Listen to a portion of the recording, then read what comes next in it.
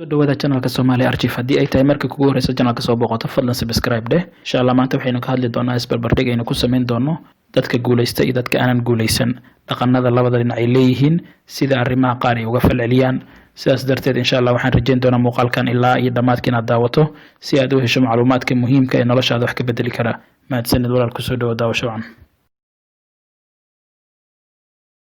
qodobka koowaad dhanka ka soo toosida hurdada dadka guuleysta waxa ay ka soo toosaan hurdada aroortii hore halka dadka aanan guuleysan ay hurdada aad ugu daahaan oo ilaa ay gaaraan 12 duhurnimo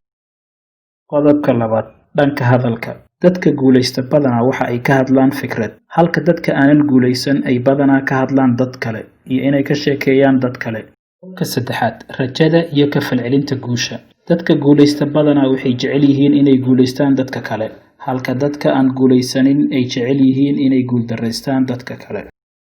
qodobka afaraad qorsheynta maaliyadda dadka guuleysta waxay leeyihiin qorshe budget maaliyad oo wax walba ay arkaan ma iibsadaan halka dadka aanan guuleysanin aysan lahayn wax qorshe ah oo ay iska iibsadaan wax walba ay arkaan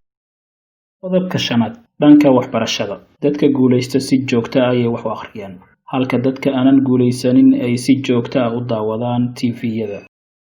qodobka lixaad kordhinta waxbarashada dadka guuleysta si joogto ah ayay u sii kordhiyaan aqoontooda iyagoo baranaya wax cusub halka dadka aanan guuleysan ay aaminsan yihiin inay yaqaanaan wax kasta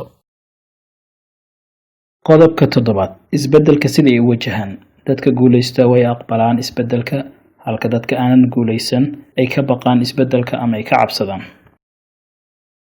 qodobka sideedaad cafiska dadka guuleysta way iska cafiyaan qofkii qaladka gala dadka aanan guuleysan ma cafiyaan qofkii qaladka gala qodobka sagaalaad qorsheynta ujeedooyinka dadka guuleysta waxa ay leeyihiin qorshe degsan oo ay ku gaaraan ujeedooyinkooda halka dadka aanan guuleysan aysan lahayn wax qorshe ah waa isku dhaxyaac wax walba oo noloshooda iyo go'aanada ay gaarayaan ma jirto wax hore u degsan oo wixii ay ka soo gaaraan ay sameeyaan ama wixii markaas ku soo dhacay go'aan iskaga qaataan qodobka 10aad siday u wajahaan guuldarrada dadka guuleysta waxay ay wajahaan guuldarrada markii ay la kulmaan guuldarrada horay ay u sii socdaan oo kama istaagaan guuldarradii ugu horeysay la kulmaan jaranjar ayay waxay uga dhigtaan inay ku gaaraan guusha halka dadka guuldareysta ay badanaa dhibaatada ugu badan ee qabsata ay tahay markii ugu horeysay guuldarrada la kulmaan horay ay iska dhiibaan